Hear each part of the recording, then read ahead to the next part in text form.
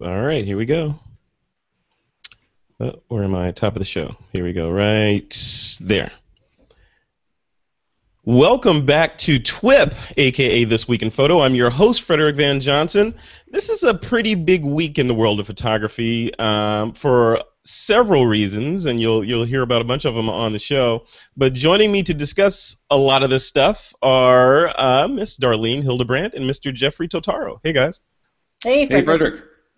All right, before we jump into it, I want to hear what you guys have been up to, but you guys know this is kind of, there's the concept of birthdays, right? So this is Rebirth Day for This Week in Photo. So we just launched a new version of the site today. Actually, we launched it Friday at 3 a.m., but we started promoting it and telling the world about it today. So brand new look, brand new design, brand new sort of reimagining of This Week in Photo from the idea of being one show, this one, to being multiple shows in the TWiP arsenal. Of course she did. That's perfect. Thank you. Don't get up. So we're excited, man. It's the whole thing just shifted. Basically, we, in a nutshell, took TWiP from being sort of the hobby, podcast that you do in your spare time to being more of a serious adult effort, and and all that entails. So, does that mean we have to pretend to be adults here? No, do not. I have to pretend to be an adult. All right. So cool. All right, guys, let's move on with this. So, Darlene, what have you been up to? Enough about me. What have you been doing? I've been trying to keep my hair from being on fire because I'm like crazy, stupid, busy. So I've been building a lighting course, which is all about on-location lighting, with none other than your Bruce Clark, who does some of your stuff for the production of TWiP. Bruce Clark is the man, the brains behind TWiP. The man behind the stuff that just happens, the technical stuff. So we've been building a lighting class for months now, and it just seems like it's been going on forever, but we're finally almost ready to put this thing out in the world. And I've got a page if people want to check it out. It's digitalphotomentor.com/teaser. So it's got some behind the scenes, and we'll have our little trailer there to give them a little idea of what the course is going to be about. And there'll be a sign-up form that if they want to get early bird access. So we're talking they get this thing like a month before anybody else, super discounted, so they can try it out, give us some feedback. Love it. Yeah, well, where's the trailer hosted? Is it on YouTube right now? It's on YouTube, yeah, and I'll put it on the teaser page as well, so if they go there, they'll be able to see it all in one, and see us in action with the behind-the-scenes shots. And then in November, well, I'll be on again in a few weeks, I think, but in November we head out to Nicaragua again, and we got 4 spots left, and I know how you like discounts for TWiP people, so I got a special discount. On it. I got a special discount for TWiP listeners, so it's Nika, like Nicaragua, Nika 100 TWiP, and you can put that in the notes as well. We will do that. NICA 100 TWiP, right? Yeah, and they can check that out at digitalphotomentor.com/Nicaragua. So they got to know how to spell Nicaragua. Excellent. You gotta learn how to say it. You gotta roll the Nicaragua. D. Right? Nicaragua. Yeah. Roll the D and get rid of the G or something like that. Yeah. Yes. Cool. Awesome. Always good to have you on. Thanks for coming on. I was gonna call you Valerie, Darlene. Thank you for coming. Do you want me to speak with my French accent? You don't have a French accent. Oh, all right. Jeffrey, what's going on in your world, man? Let me guess. Architecture. That's right. Yeah. Thanks for having me on again, Frederick, and Darlene, nice to be on with you too. It's been a busy summer. The summer and fall are usually my busiest time of year, so I've been doing typical interior and exterior shoots for architects, and I was out in LA in July, doing a retail shoot out there, and then up to Toronto for another retail client. So that's fun. Always fun to try and get into Toronto. They're not very trusting of us Americans coming into Toronto. Really? I didn't know that. Well, it can be a little challenging. Okay. Otherwise, been getting a bunch of emails recently because just the posting just went up recently for the workshop I do in Palm Beach, Florida in February, so coming up in 2015. Yeah. And so I've been getting some interesting emails from some people all around the world wanting to come, so that's always fun. That's cool. And the most exciting thing I did recently was an aerial shoot. It was my first aerial shoot, and got to go up in this little tiny helicopter called an R-22. And depending on who you talk to, is either really safe or really not safe. Yeah, that's a little helicopter that looks like a mosquito, right? It's pretty small, yeah. You're shoulder to shoulder with the pilot. You got to be careful not to, knock him in the head with your elbow when you're turning to take the picture out the window. Oh, but it was a lot of fun. So it was a successful, safe flight, and look forward to doing more. So it was nice. My first entree into that. So I'm looking forward to doing more of that. Excellent. Well, cool. So, well, welcome back to the show again. It's always good to have you on as well. Thank you. All right, guys, before we jump into the news this week and some stuff that happened last week as well, I want to thank our first sponsor for this episode of TWiP, and that's our good friends over at squarespace.com. All right, the first story that I want to talk about is the iPhone. So the iPhone 6, the iPhone 6 Plus, and what else was it? The that watch thing. Something about a watch, an Apple Watch that people keep talking about. So this is some interesting stuff. So some quick specs on the camera. That's the main thing that I want to talk about on this show, obviously. It's got an 8-megapixel iSight camera on it, True Tone flash, so the same kind of flash that's on the 5S. So basically to get better skin tones and all that. 1.5 micron pixels, f2.2. Continuous auto focusing even during video. And slow-mo video up to 240 frames per second. It's got optical image stabilization on the 6 Plus, and regular software image stabilization on the regular 6, and a bunch of other cool stuff in there. So looks like this is going to be yet another leap for folks that are doing mobile photography and iPhone photography in particular. Darlene, when you saw this thing, if you were one of the people that were able to watch the keynote, because the keynote, something happened with the keynote, and a lot of us had to just say, we're not going to watch it, we'll watch it tonight. They had technical difficulties. But assuming you looked at the specs and saw what's going on, are you going to jump in and buy the 6 or the 6 Plus? Well, it's interesting because this is the 5, and I've not even had it 2 years, and it's already starting to crap out on me. And it's kind of to the point, and I'm a Mac girl, right? I have an iPad, I've got a Mac, I got a monitor, like I'm a Mac girl, right?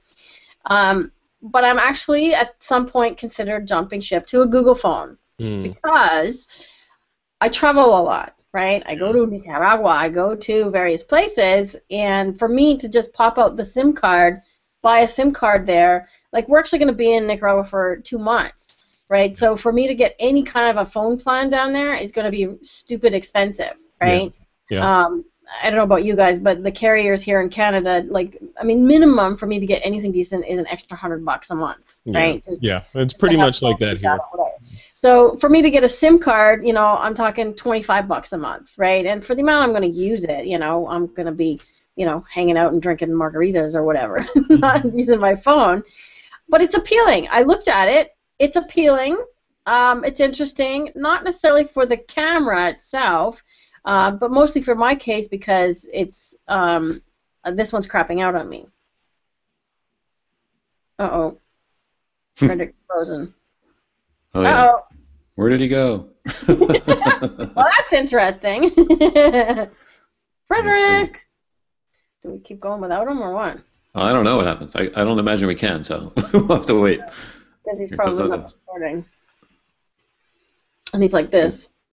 Okay, let's see if he's messaging us. I see it's coming through. What's it going to be?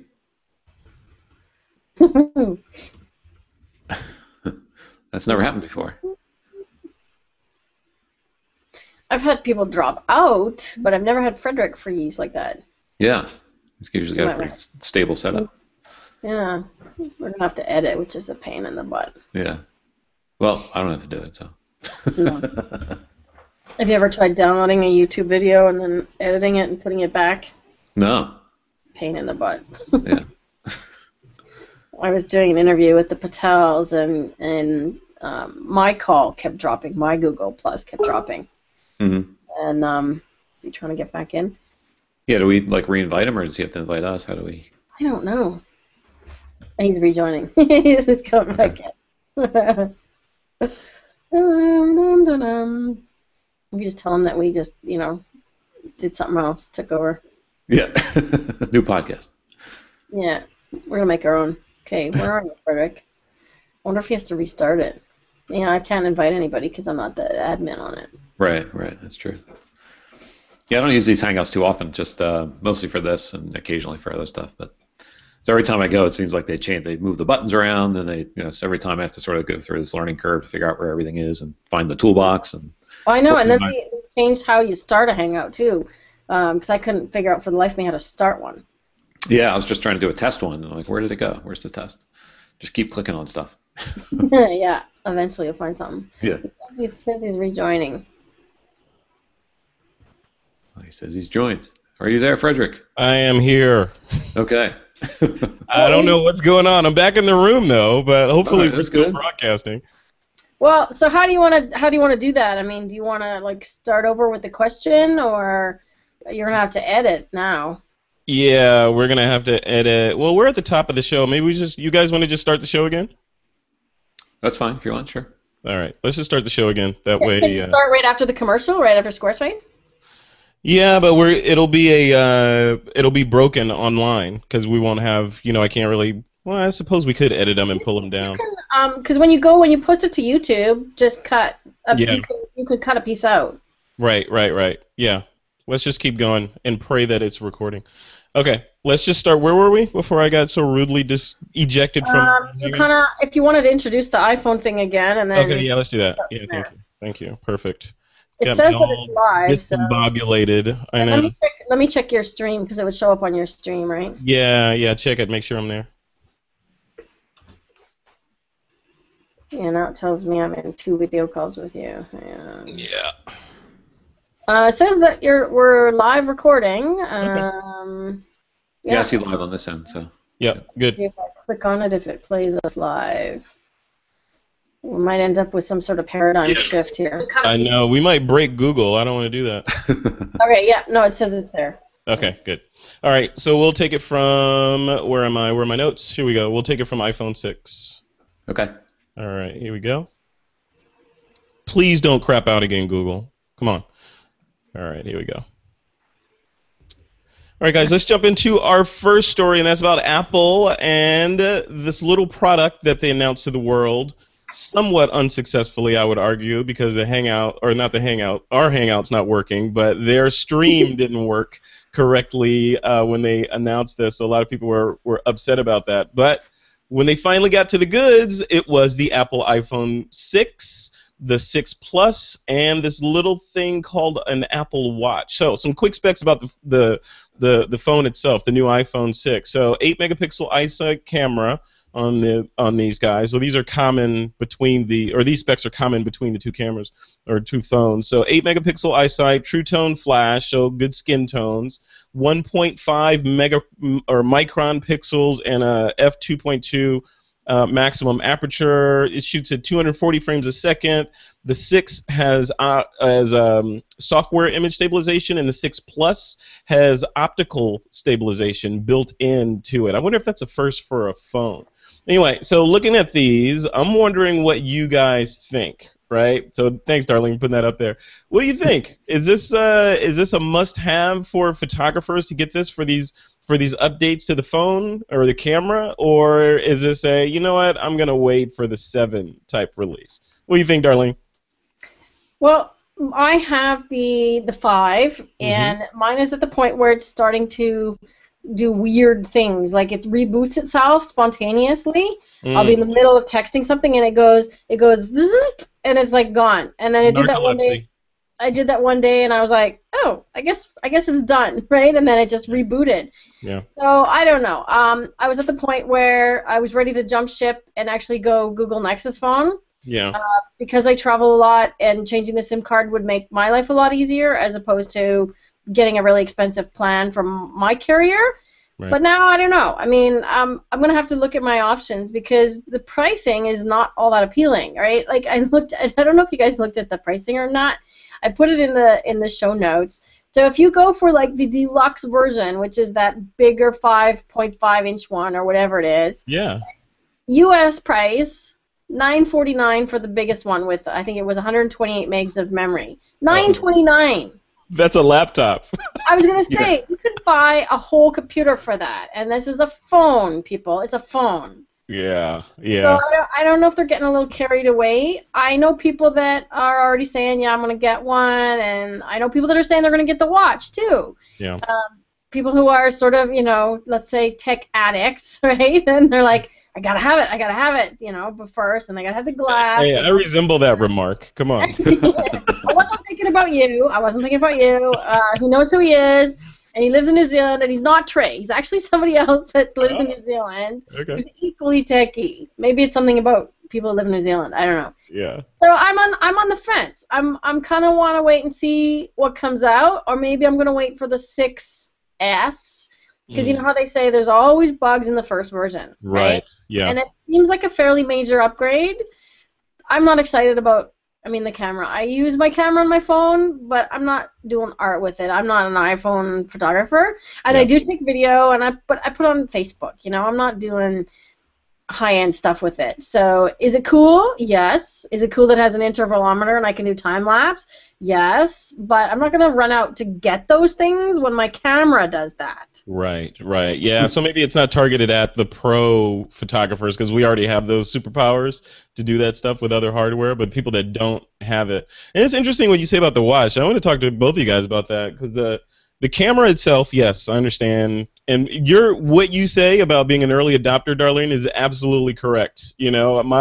The way that I position it is you don't want to be the settlers, kind of taking the arrows. You want to come in after the settlers have kind of done their business, and then you kind of come in, to put it in reality terms, this is a brand new phone, brand new hardware, brand new processor, brand new everything, and iOS 8 is coming, so brand new operating system, brand new software and brand new hardware together. Now, if you really have to get work done, you don't want to be the beta tester for the phone. So, which is why I wasn't one of the people that are like, okay, Apple Store is down. Crap, I got to get in line to buy my phone.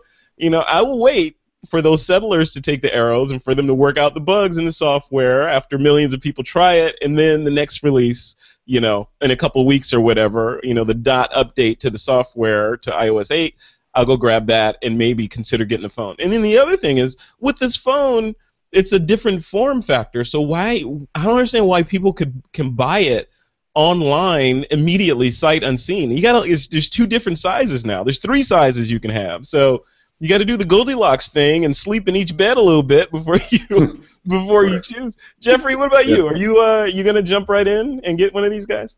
Well, I don't know if you can see it. This is the notice from UPS that the case is arriving tomorrow.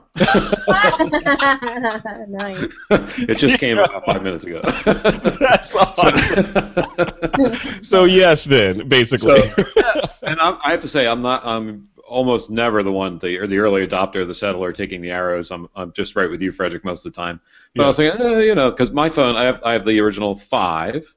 And it's been fine, and it's been caseless. I've used it naked the whole time, and it's got some nice wear and tear on it. Yeah. It's worked fine. I think I broke the screen once.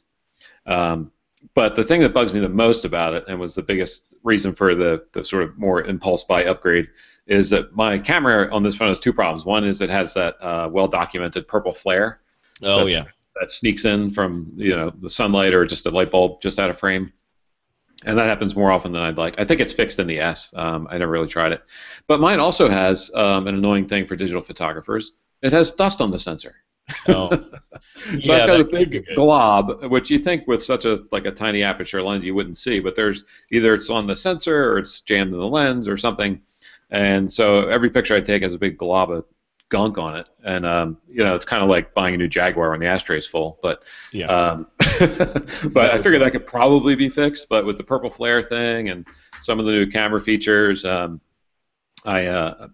do like one thing I used the 5 for a lot that I would anticipate using the 6 for as well is the panoramic feature. I like that a lot. I don't know what the exact spec is on the 5, but I know on the 6 it's going to be 43 megapixel or 43 megapixel panoramic images, and that's pretty outstanding. I have made some prints from panoramas, and they're pretty darn good. And I had one published in a magazine, and it was looked great. That's amazing. Now, are you ordering the 6 or the 6 Plus?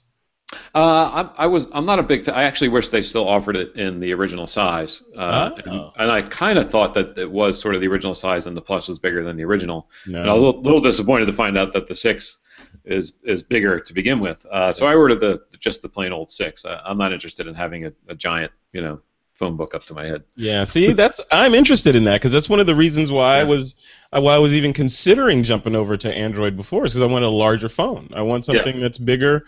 You can see images better on it. You can just be more productive on a larger phone. I was jealous. I don't want one of those giant phablets. I just want a slightly larger phone that I could do more on. Now, Jeffrey, what about, before we go back to Darlene here, what about the watch? Are you gonna jump in? I tell you, I'm also this, when before they announced the iPad, I'm like, what a stupid idea. This thing is crazy. It'll never sell. It'll never sell. It's just a big iPod. Who needs something like that? Right. And of course, that also well documented the success of the iPad. Mm-hmm. I was thinking, well, what's this watch going to do? It's going to be kind of silly, So it's going to tell you have a text message, and you have to still pull your phone out to read the text or something.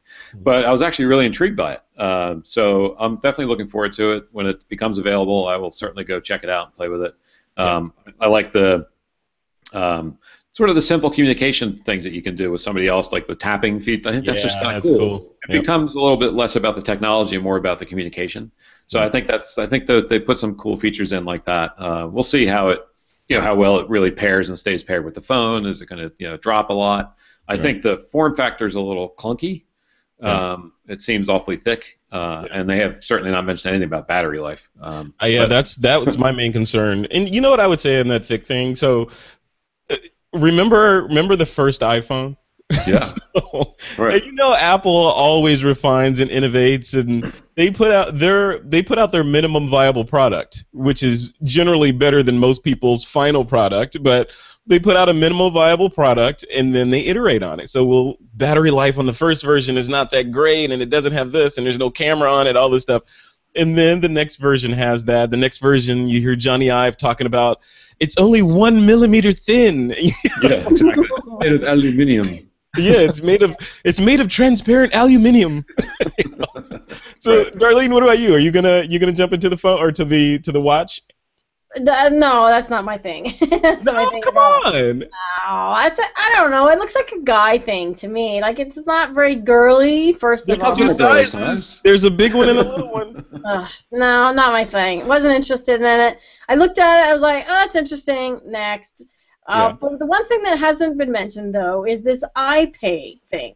Did you see that? Yes, payments. So you put this stuff on your phone and then you pay with. I don't know. Does that freaks me out a little? It's a little too much.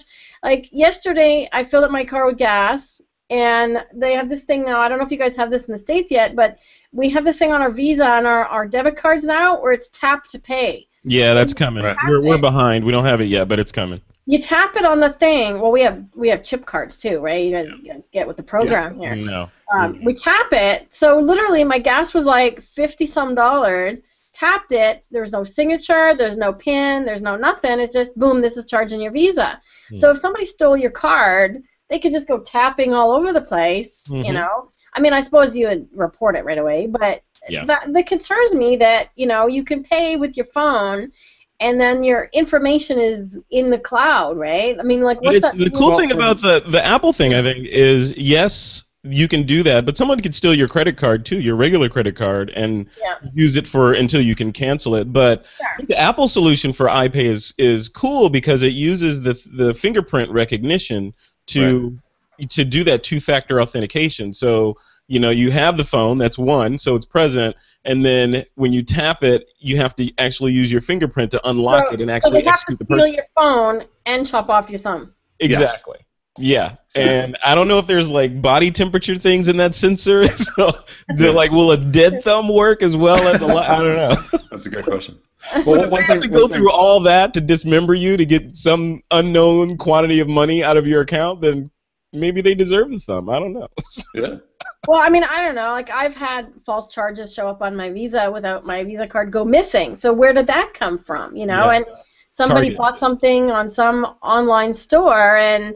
Whether I scanned my card somewhere and then they took the information, what's interesting about That's a whole different issue. We had that. We have security breaches all the time. Like the last one was one of the last ones was Target. It was a big retailer here in the U.S. I don't know if Target's in Canada or not. We are getting them up here now. Yeah. Okay. Yeah. So when Target lost all that data, I was one of them, and I saw charges on my account that I had to call up Chase and say, "Yo, I don't live in Maine, and I'm not buying baby clothes, you know."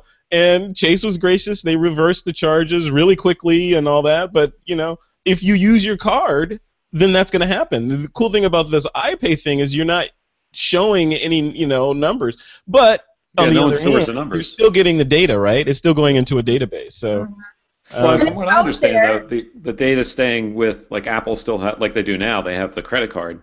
But I don't know all the ins and outs of it. But the phone doesn't store the credit card information, and the retailers don't store the credit card information. It's all through unique codes for each individual transaction. So it's actually way more secure, especially with the fingerprint authentication. And then from what I understand, the Apple Watch is going to be, you're going to be able to pay with that. Yeah. And once, like, say you're out shopping for the day, the first time you have to pair the watch with the phone in order to authenticate it. And then as long as the watch stays physically attached to your wrist through the biometric sensors, then you can continue to just pay without having to touch the phone. Brilliant. Yeah, I want to try take it off, then it loses the connection. Yeah. So it's pretty cool. I think that's one thing that intrigued me too about getting into the iPhone 6 was the Apple Pay, and just a little more secure and just quicker, easier, no magnetic stripe. Yeah. But what about the thing about, like, I mean, you mentioned in the show notes that the naked photo that was in the cloud that just got out there, right? So the stuff that's in the cloud, how secure is that? That's a whole different issue. Yeah. So I mean, you can, like with the iPhone 6 and iOS 8 and iPay and all that, you can build an awesome secure front door, you know, which is basically what Apple's doing. So, you know, which is, I would argue, infinitely more secure than having a piece of plastic in your wallet with the 3-number code on the back. That's your security. But you have this biometric layer of security. But like you're saying, Darlene, and to put a finer point on it, your data is going into a database somewhere. Once it's out and it's in that data, it's Target land again, right? People can sift and shop through the data and do whatever they want with it. So, maybe you'll always need. Once you introduce this technology, maybe you will always need some sort of two-factor authentication. So whether they have the credit card number or not, maybe you still need some other, 5-10 years down the road, you still need some other second-factor authentication to even use the card, which is already being built in. Like maybe they have to text you a code that you then have to give to the merchant or something. Yeah, for certain purchases over $500 or something. Yeah, something. Yeah, like if it's like big ticket items, yeah, absolutely. I think it's possible. All right, so let's end this week in personal finance and move on with this week in photo. So the second story I want to chat about with you guys is from Nikon. So finally, some stuff out of Nikon, and I'm not gonna gloss over this. So Nikon announced ahead of Photokina some interesting new hardware, including a new lens, a new hybrid flash, and a new full-frame DSLR. For $2,296 is the pre-order price. So some highlights of the cameras: the D750. It's got an X-Speed 4 image processing engine, a 24.3 megapixel FX format CMOS sensor. It's a mouthful. They've got full HD video at 1920 by 1080 with a resolution or a frame rate of 60/30 or 24p with full manual control. It's got zebra stripes, which the video people will love, so you can spot those overexposed areas. It's got dual SD memory slots. It's got a 3.2-inch tilting vari-angle LCD, so a tilting screen on this thing. It's the first full-frame DSLR with built-in Wi-Fi from Nikon, and it's got the optional UT1 communications unit, which allows remote operation of the camera via a web browser. So I think this is cool. You know, we're seeing some steps forward from our friends over at Nikon. Darlene, looking at this, I'm going to give you guys my opinion after this, after I hear from you. I don't want to lead the witness at all. What do you think? Did Nikon hit it out of the park with this? Well, you're talking to two Canon people here, so I mean, you're asking. Well, swap the Nikon and put a Canon. If Canon had released the same exact camera, would you be excited? I'm not jumping off to buy it. No, like I'm not going to go buy it just for Wi-Fi, right? Yeah. Do I wish I had my 5D Mark III had Wi-Fi? yeah, that'd be nice. Yeah. You know, like some of the lower models having it, but I did a survey on Facebook today. So I posted a thing saying, you know, all this new stuff came out, you know, the phone, the Nikon stuff, the Canon stuff, and I said, who's buying what? And it was all over the map. You know, some people are jumping. I know at least 2 people have already pre-ordered the D750. So there you go. And other people are saying the 70s on their wish list, which I know is the next story and stuff. But then other people are saying, you know, no, I'm not jumping ship. I can't afford it. It's a chunk of money, you know. It's decent price for full frame. It's in that same ballpark price as the Canon 6D, right? So I guess in the Canon lineup, which I'm not super familiar with, it feels a gap, right? Yeah. Yeah. I think that's what the marketing department in Nikon is probably thinking. And just think, $2,200? That's 2 iPhones. Right. 2 iPhones for that. It's amazing. I don't know, Jeffrey. Did this release get you excited? Well, one thing I always have to sort of backtrack, and I still can't remember any of the sort of nomenclature and where these fall in their line. It just confuses the hell out of me on both sides. Yeah, I so agree. It's a 750 and it's a this and it's that. I did watch the little video that was in the show notes, and it does seem like it's a really robust, has a ton of features in it. The articulating LCD, which hasn't really made it to sort of the quasi-professional cameras, at least to my knowledge. So I think that seems like a great feature. And when combined with the flash, I'm not much of a video shooter, but it seems to just make sense if you're gonna have a flash on your camera and the camera shoots video. That hey, maybe we should just put a light on there for video. And so they did that, which seems to make sense. Right. And yeah, in terms of all these different the competition for mirrorless, and they seem to be packing a lot more features into their lesser priced cameras. But so I'm not really sure on both fronts, the Nikon and the Canon side, where that leaves their top tier cameras when they keep putting more and more features and things into their sort of lower price cameras. What's the top of the line Nikon camera these days? What's that cost? Like a D4S? I don't even know. Yeah. I think we lost Frederick again. Oh, seriously. We just lost in thought about Nikon, one or the other. Oh my God, what's going on? So he's gonna cause fits with his editing, people.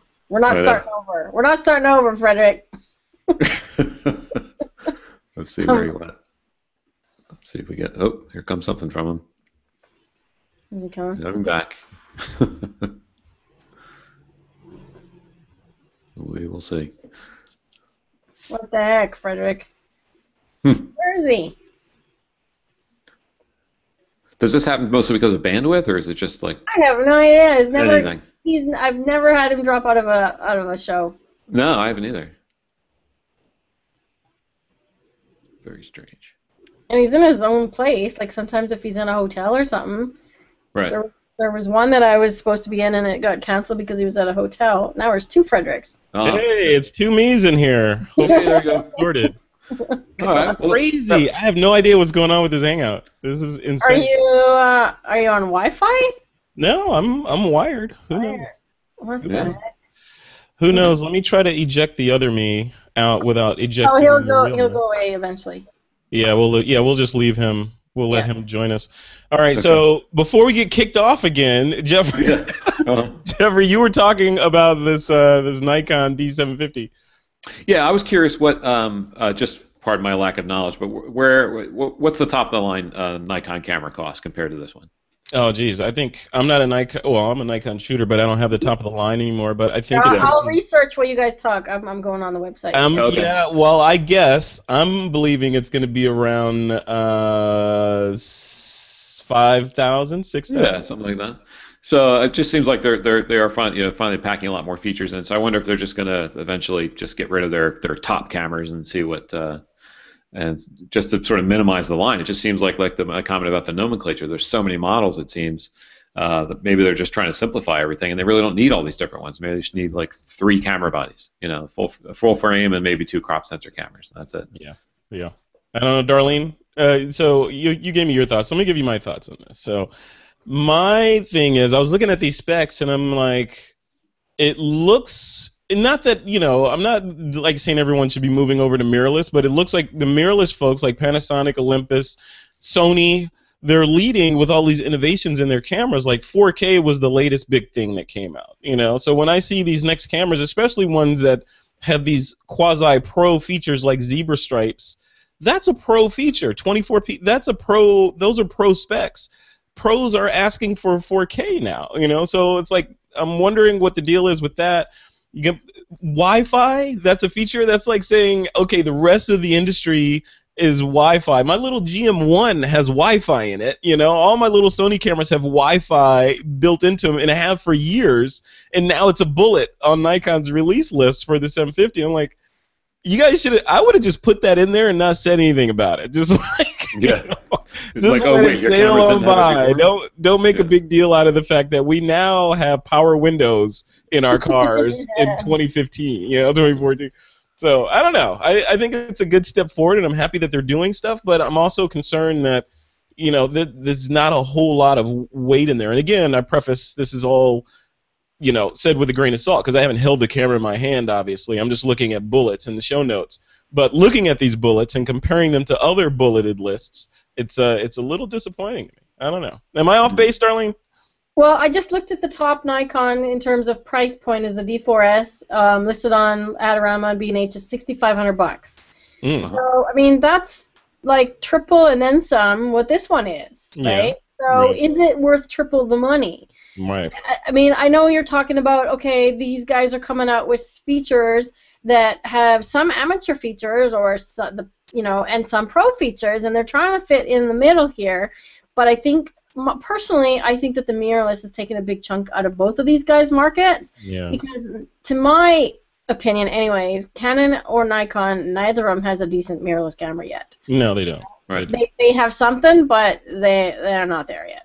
Like I'm looking at, Olympus OMD, or I'm looking at Fuji X-T1, or any of those things, any of the Sony lines, full frame Sony, for heaven's sakes, right? Yeah. We're competing with those and people are going smaller. People are downsizing.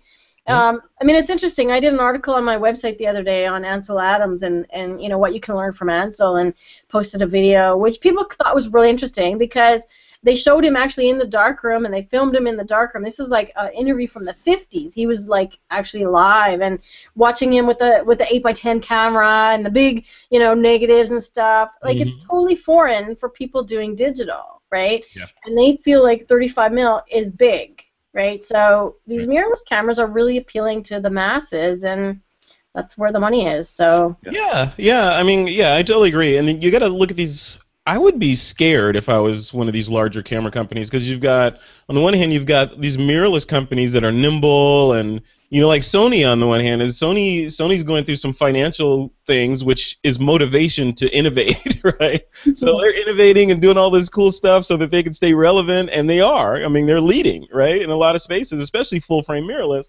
And you got Panasonic and a bunch of releases that they did, and then Olympus, and then Fuji, so there's these giant armies massing around these dinosaurs in the middle, and I say that with a grain of salt, the dinosaurs, but the dinosaurs in the middle with these guys massing, and then with a giant sort of, let's call it a drone coming in, is Apple with these iPhones with image stabilization and 240 frames a second that do photographs that are good enough for millions of people. So then, like, I would be at the party if I was Nikon or Canon, like, okay, everybody's pairing up. There's nobody left for me. Should I just go home, or should I go home and watch Netflix? What's the deal? I don't know. Well, I know one thing for me is, and I'm really, I was just about to rent it the other day from Borrow Lenses, but I didn't think I'd have time to use it. But I'm really thinking about getting the Sony A7, probably the R. Yeah. And the funny thing is, it could replace my Leica M9 and my Canon 5D Mark II. It could. And I could keep all the lenses. So it's funny that you can consolidate lenses that are vastly different from each other and use them on one camera body. For whatever purpose you might need, and that's really intriguing, and it's because it's probably, the A7 is probably a better camera in some senses than both of those bodies. Right. I mean, I love that Leica never really loved the Canon, but I love the Leica. But it's like hard to say like this little Sony's better, but it's more megapixels. It's got some of the nice features. It's also small. It's yeah. Well, the better is stuff, subjective, right? Better is subjective. You're gonna have to, as you know, use it in your day-to-day life to see which one fits you better. Yeah, that's why I wanted to rent it. I'll do that eventually. Yeah. What if there's sort of this separation happening, so that you got your prosumers down here that are going entry level, like point and shoots. Point and shoots are almost becoming obsolete because the phones are so great, right? So the point and shoots are going out the window. So now they're either going phone or they're going mirrorless. And then the next step up from there is like full frame, and the real pros are going medium format, or bigger, right? They're going phase 1 or Hasselblad with a digital back or whatever. So maybe these full frame SLRs are kind of like the Dodo. Yeah. Yeah. I think that might be the case, but there's some full-frame people out there that will argue that and get upset at you for saying that, So, I don't know. Again, like I was telling Jeffrey, it's subjective. The whole thing is subjective. Depends on what you're shooting. You're shooting birds. You're shooting weddings. You're shooting portraits. You're shooting models. You're shooting macro.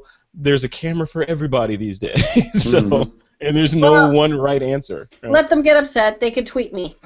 Yes. Yeah. That's what Twitter's for. Or go to your website. What's your website, Darlene, again? Thisweekinphoto.com. Yes, thisweekinphoto.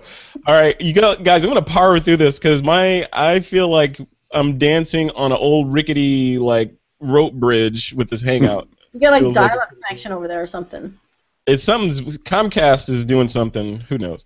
All right, so let's talk about Canon. So Canon released the 7D Mark II. So this has been a camera that's been going around the rumor mill for some time. And today, as we record this, they revealed the successor to the 7D, and that's the Mark II. It's a new camera, packs a ton of features for only $1,799 or $1,800. So, and they've released 3 new lenses as well. So here are the top line specs from this new camera: APS-C size, 20.2 megapixel CMOS sensor, dual digit 6 processors, 10 frames per second, 65-point cross-type phase detection autofocus system, custom AF or custom movie AF server to maintain autofocus while shooting. Awesome.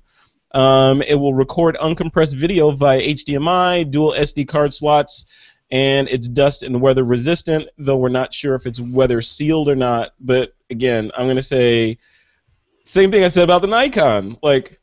Okay, is this, compared to the onslaught of these other manufacturers coming on, are these specs good enough? You guys are Canon shooters.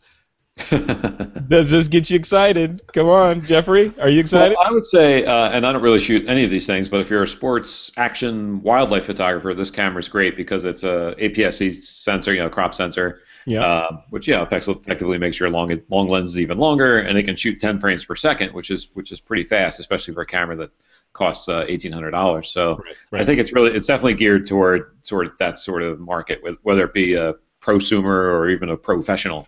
I think the camera seems very capable in that regard, and it seems like definitely a dedicated, purpose-built camera for that kind of thing. So in other words, it's not full frame, so it's not going to be great for wide angle, but it will probably be very great for shooting even just your son or daughter's sporting event, or if you're a professional wildlife photographer, it'd be a great first body or even second body. And so, but again, it's like the same argument back and forth, with the mirrorless cameras versus the full frame, or even these crop sensor cameras. So I think we're just in a mode of the Canon Nikon they're trying to spit some cameras out to try and fill some gaps and do some things, and I think it is pretty much a sinking ship with the sort of DSLR, and I think that there's no reason not to go mirrorless. They just have to develop them and just get moving in that direction. And they can still offer cameras with all the same specs and features, but they would just be a lot smaller, a little more functional. As I've said many times before on the show, that in theory the lenses can be designed much better on a mirrorless camera than they can on an SLR, in terms of distortion and weight and size and everything. So I'm looking forward to seeing what they can come up with. So I just feel like these are all a little bit of stopgap measures, but it seems like a solid camera if you need something to fill that gap for the next few years. I hope that's true. Darlene, I want you to comment on this question that Bruce put in the show notes here. But Jeffrey, to piggyback on what you said, I'm hoping that this is a stopgap measure, right? I'm hoping there is a super secret room at both Nikon and Canon where they have this whole awesome array of next generation cameras that are just waiting to hit the market, and the marketing team has an awesome grid of when these things are going to hit, and they're just going to drop these cameras out and destroy the market and leave, Panasonic and Sony and Olympus scratching their heads, So, but history says that's probably not the case, and that they're making it up as they go along. I hope this is not the case, and they just hey, this was in the pipeline 5 years ago, so these are the cameras that we're building for 2015, regardless of what the market says they want. Darlene, so question number 2 here, Bruce has, given that they are losing market share to the mirrorless system, is Canon willing to cannibalize sales of their higher-end 5D Mark III and 1DX bodies in order to get more people shooting with their bodies and buying their lenses? What do you think? Yeah, I mean, tough to say. The other thing that happened recently is I don't know if you talked about it on a previous show, is that Canon lowered the price on a bunch of their L series lenses by a few $100, right? Like the 70 to 200, 2.8, and so on. Yeah. And there was some talk when that happened that, do you think this is them trying to compete with mirrorless, or is there a new generation of those lenses coming, or whenever they do something like that, it's like always, okay, what are they doing, right? We get suspicious. Is there something coming, right? Mm-hmm. I know people that are already ordering the 7D for exactly those purposes, for sports and action stuff, right? And it's perfect for those people, right? But I would question, the weather sealing. It's not clear on the specs, and maybe they'll get clear on that.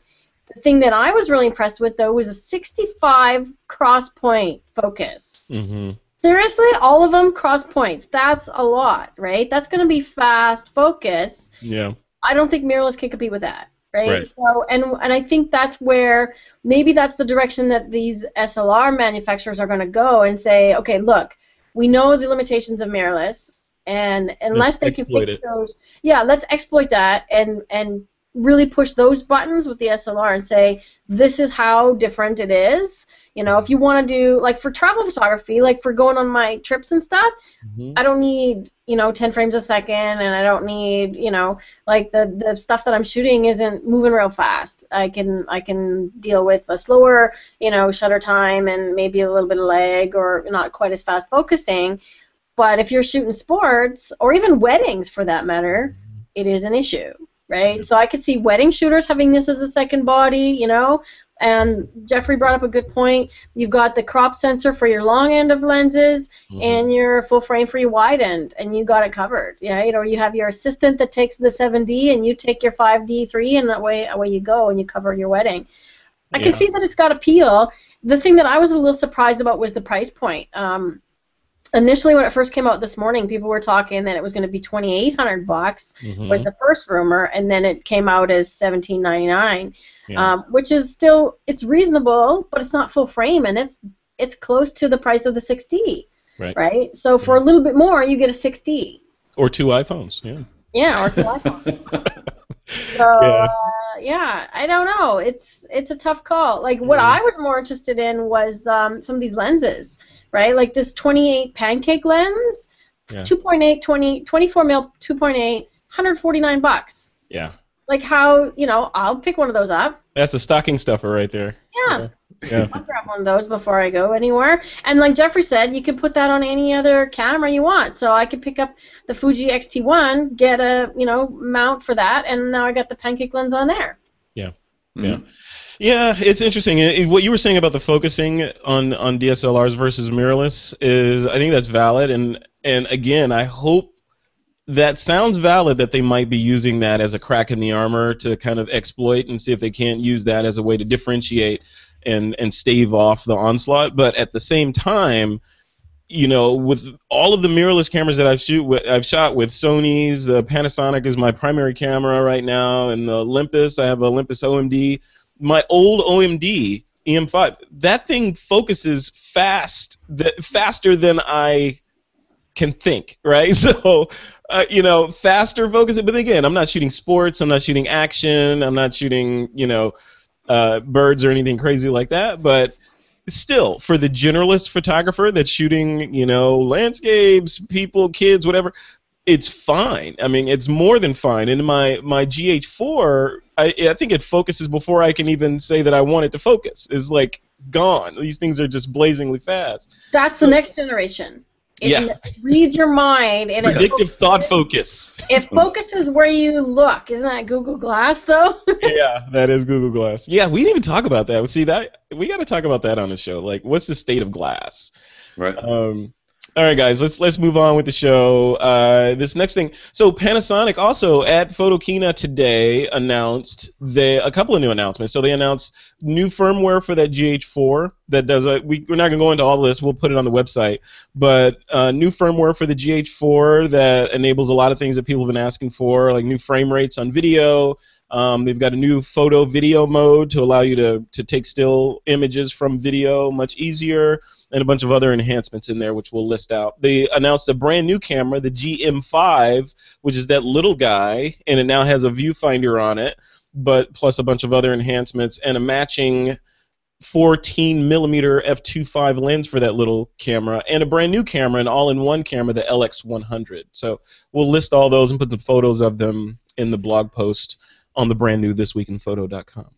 All right, guys, before we continue, I want you guys to check out the latest episode of one of our shows on the TWiP network, and that's All About the Gear, hosted by our friend Mr. Doug K.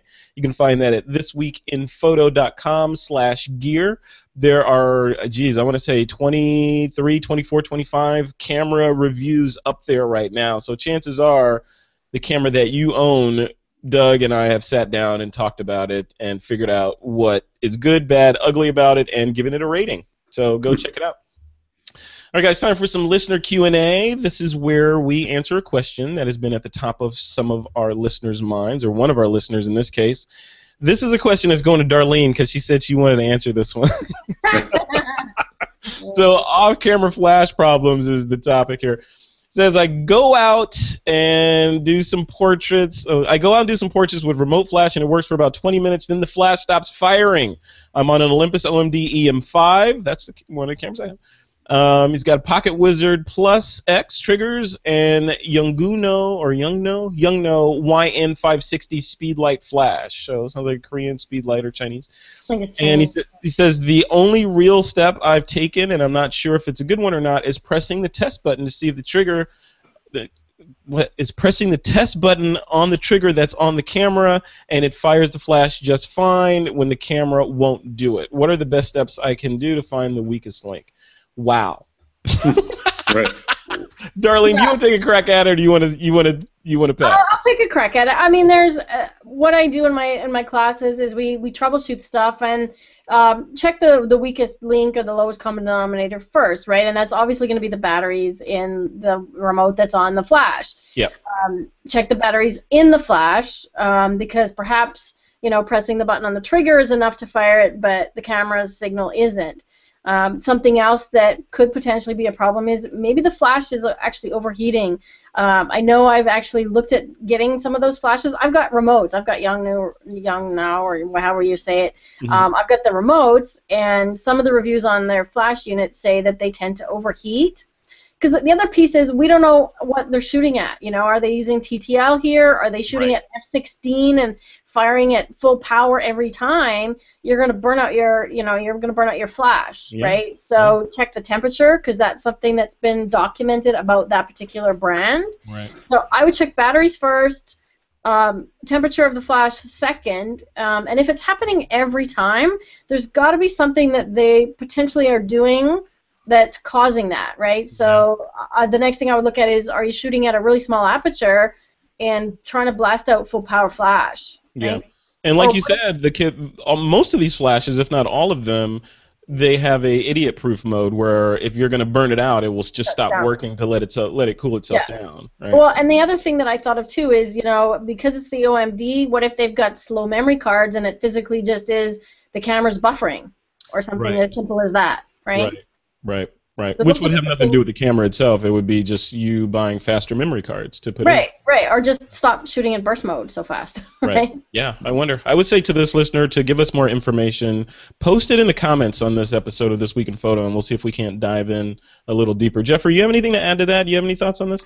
Yeah, the one thing that I was wondering about is if if he's able to fire it from the test button from the remote that's sitting on the hot shoe, that tells me that the flash is working and that the remotes are working. But there might be something amiss with the connection from the remote to, I assume he's got it connected to the hot shoe. Yeah. So there might be something going wrong there. I don't know. Certainly the overheating that Darlene was talking about could definitely be the factor. And the best way to test that would be just put the flash down for 10 minutes and then see if you pick it up again, then it is working. Yeah. Then maybe it is an overheat problem. But initially, the way he described it in the note, it sounds more like a connection problem. And the 20-minute variable or criteria might just be like a red herring. And it might be like just coincidence that it happened a few times that way. Sure. So it's there's definitely a lot of potential variables. So that's part of the fun of Darlene. Flash. Darlene put in the notes that this was a tough question to answer. Yeah, and you're absolutely right because there's a lot of variables that there are like a million different answers to this particular question. So, if you are listening, post your additional information in the posts or in the comments for this episode, and we'll dive in a little deeper. All right, guys. Before we go into our picks of the week, I want to thank another sponsor for this episode of TWiP, and that's our good friends over at lynda.com. All right, let's jump into the picks of the week segment. Remember, guys, this can be anything. You can recommend anything you want to the TWiP audience as long as it relates somehow to photography. Darlene, what's your pick of the week? I have a feeling it's going to be something good. What is it? Well, I just got noticed that my Kickstarter, I'll put it on the screen here, my Kickstarter project for Peak Designs, Clutch and Slide, it has been shipped, so it's on its way to me. This is the thing I ordered. So I know a lot of people have ordered this thing. They were looking for a $50,000 pledge. They got $861,000. So it's a combination of a strap that attaches to the bottom, similar to the Black Rapid, but it also attaches to the side more like a hand strap. So I've never been a fan of the hand straps by themselves, partly because I travel and it's too easy to do grab and run with those. Mm-hmm. But I'm extremely interested in the slide part for some of its features, so I'm excited to get mine in the mail and give it a go. Wow, that's that. You had me at. They asked for 50 and they got 860. That's insane. Just take the money and run. I mean, just forget about it. Like off you go. Yeah. Well, I have a friend who's already got his. He's in California, and you might even know him. He's Craig Coven. He's down. Yes, I know Craig. Craig's been on TWiP. Yeah. He's in Italy right now, and he took his with him. So ask him how he likes it when he gets back. I will. We'll have to have him on the show to brag about it. Very cool. Awesome. Good pick of the week. Thank you. And Jeffrey, what is your pick of the week? Mine is photo related if you consider that I run a photography business and that to do that you need lots of little bits of software.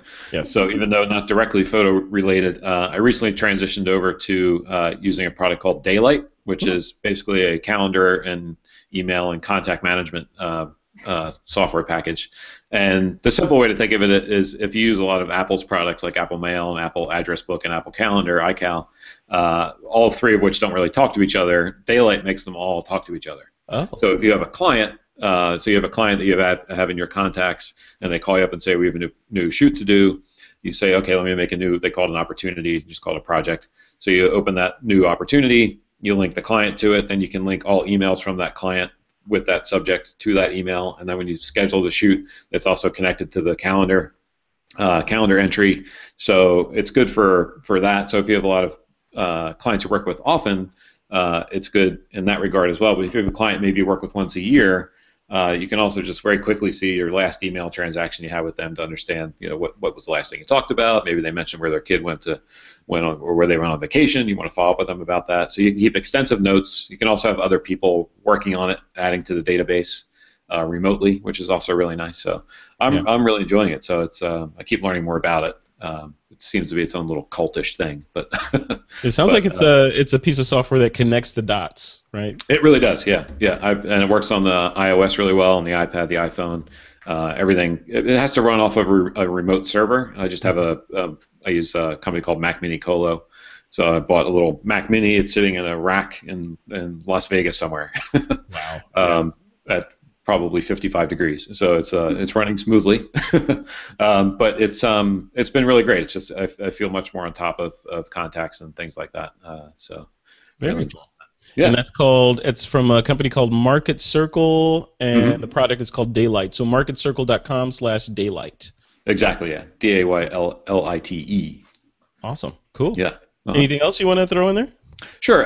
This is something. It's sort of something I've been coveting for about a year since I discovered it at the Photo Expo last year. I may have mentioned it Thou before. shall not covet. This is when I first got into digital photography, and you have to have this computer somewhere. I bought this very nice cart. It's a shelf cart that you can put the computer on and keep the camera stuff on. Well, I found the sort of Uber version of that. This company called Innovative makes equipment carts mostly for the film industry, but obviously photographers use them as well. And they're nice because they're height adjustable. They have two primary shelves. So height adjustable, they fold down. They have a disc brake on them, so if you're outdoors or something, or just on a slight slope, you can just lock the disc brake in place. And they have, what I really like there, they have C-stand clamps that as an accessory that you can attach to the cart, so you can just quickly clamp a few C-stands onto the cart. So if you have a couple, like I have now, these two Profoto B1 battery-powered strobe heads. Now you can just leave them on the stands. You could clamp them right to the cart and move on to your next shot without having to break the lights down and pack everything up again. Nice. So they're I think the one I was looking to like $3,000 or $3,500 or something. So it's ridiculous. That's why I'm coveting it and not owning it. But that's 3 iPhones. I know. It's 3 iPhones. That's a 3 iPhone package with no iPhone or Apple Watch. Exactly. Yeah. But they're beautifully made. They're American made as far as I can tell. And I'm not going to be able to go to the Photo Expo this year, but I might send someone in my stead, because last year they had not an auction, but a raffle for one. So well, you know what? I will be there, and I will put my name in the hat, and if I win it, I will be sure to brag about it to you. Okay, good. Perfect. Cool, awesome. Thanks, Jeffrey. I appreciate those picks. All right, and my pick of the week is, you guessed it, the new This Week in Photo. Go to thisweekinphoto.com. I'm sorry, if you can't tell, I am insanely excited. It's been a lot of work doing the site and revamping it and sort of changing the direction of the ship. And now it's out and people are enjoying it. I've got, to all the people that have commented to me today on the various social networks, thank you. Everyone seems to be very much enjoying the site. And there's a new commerce, so there's a store in there, there's events and workshops that we're going to be doing, as well as a membership component. So you can become a member and get access to all kinds of cool stuff within TWiP. And I want to hold this up and acknowledge something. So Patrick Ledger, look at this frame thing right here. You can't see his name on there because of the light, but this is the very first order, the very first member of the brand new This Week in Photo paid membership receipt right there. Oh, awesome. Cool. And it's framed, it's going on my wall. So Patrick Ledger, out of your neck of the woods, he's in Ottawa, he's in Ontario.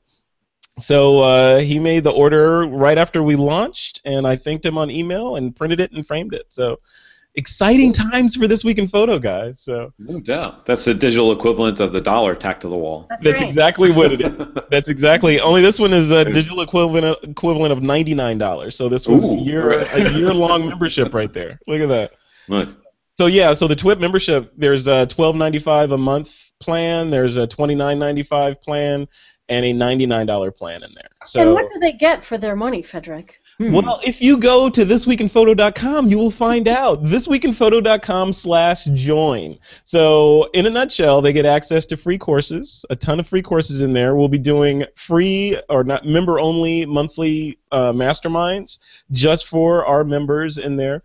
We've got a ton of partners that we'll be rolling out discounts from, including, and these are member-only, like deep Frederick negotiated discounts with these guys. So 500px is going to be giving us member-only memberships.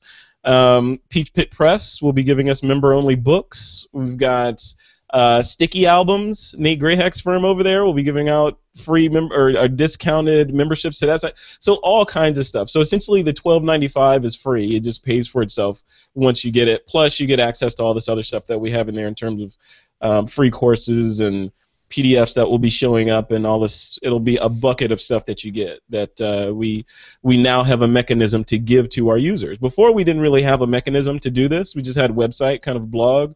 Now we have this thing, this sort of machine that we can use to distribute all this awesome content to people. And all you have to do is become a member, and you don't even have to become a member. That's the cool thing about it. So we architected it so members get discounts on everything. So even products that show up in the store or our workshops, everything is instantly discounted in the store for members. But if you don't want to become a member and there's a course in the store that you want to purchase, you can purchase it just as a regular old person. You don't have to become a member.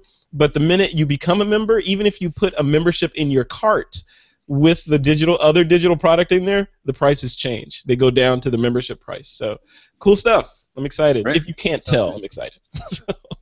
So once again, thanks Patrick Ledger for being our first annual member. I appreciate that. Brent Brznicki was our first quarterly member, I believe. So the membership is growing already, and this is just day one of TWiP. So I'm very, very excited. So definitely check it out. So I'll be making some announcements throughout this week. This episode of TWiP goes live Friday. So by then, hopefully, there'll be many more members in there. But throughout this week, I'll be making announcements of the different partners that have signed on to join the TWiP family. So TWiP family grows by leaps and bounds in terms of the free content that goes in there for members, and we'll be adding shows at a clip of about one a month for the next several months. So ultimately, we'll end up with a portfolio of about 10 or 12 distinct photography shows in addition to this one, This Week in Photo. So exciting. Really great. That sounds good. Let's check it out. Yeah, it's a big deal. Thank you for that lead-in. I appreciate that, darling.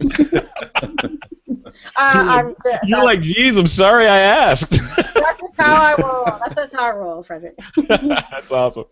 All right, guys, we're at the end of another episode of This Week in Photo. I want to thank our sponsors for the show, and that's our friends at Squarespace.com and Lynda.com. Without them, there would be no TWiP. They've been helping us up to this point and beyond to keep the show going. So from the bottom of my heart, thank you to both Squarespace and Lynda for their continued support of This Week in Photo. Darlene Hildebrandt, where can people go to catch up with you, sign up for your workshop, buy that course, or whatever? They can find me at digitalphotomentor.com, or I'm on Twitter at DPMentor, or on Google+. Awesome. All right. You're everywhere. You are everywhere. That's good. And thank you for coming on. It's always a pleasure having you here. I have to say, this is the first show we've ever actually gotten to the user question. So I'm totally impressed. And I'm regretting that. I have to switch that around. So. All right. Well, cool. And Jeffrey, what about you? Where can people go to keep up with your antics and maybe join in on that Palm Springs? Is it Palm Springs? Palm Beach, Florida. Palm Beach. Yeah. Okay. Yeah. Best place to find me is at my website, jeffreytotaro.com, or I'm on Twitter as well at jeffreytotaro. And anyone interested in the workshop, you can find that at workshop.org, and just look under the schedule and look into February, and you'll see it there. Excellent. Yeah, that's where you can find me. All right. Well, thanks again. Thanks for coming on. Appreciate it. Yeah, thank you. All right. And, folks, if you want to, again, check out the new This Week in Photo, just head over to thisweekinphoto.com. If you want to check out the gear show that we have, All About the Gear with Doug Kay, you can find that at thisweekinphoto.com/gear. Or the interviews that I do, those have now been broken out into their own separate show. So they're no longer they'll no longer be inserted into the TWiP show, either at the end or in the middle like we've been doing in years past.